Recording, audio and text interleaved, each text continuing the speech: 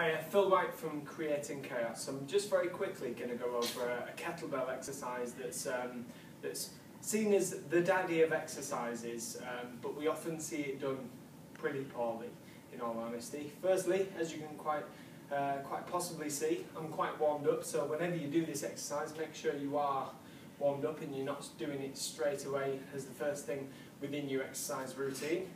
I'm going to go through just a quite simple logical progression to get to the snatch.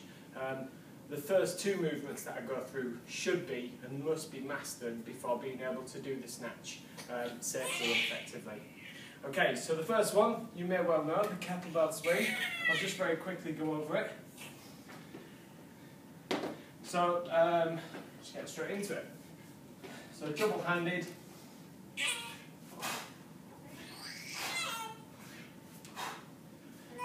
As you can see, the weight needs to stay high up between the legs and almost riding on the hip complex. Hanging low below the knees is going to put a lot of pressure on the back, and it needs to be driven from the glutes. So none of this deadlift pattern, no squat pattern at all, minimal knee flexion, maximal hip flexion, and a lot of thrust travelling forwards. Once you've got used to the swing and mastered it, we'll then go on to the high pull. So swinging high pull, picking it up from a deadlift position, single arm swing, exactly the same as you've just seen with both hands.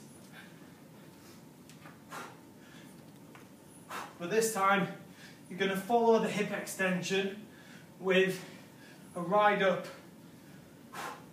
into the shoulders. And that's just creating a bit of a sequence whereby the hips are extending and then the shoulder is starting to flex and take the weight up vertically. Okay, so once you've mastered that, you would then look to take the high pull a little bit higher until you drive straight in towards the snatch.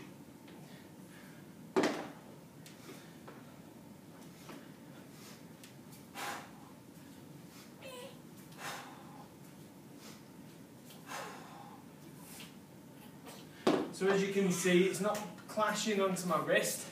I'm meeting the bell before the bell meets my arm, and I'm simply just punching through before the weight starts dropping down.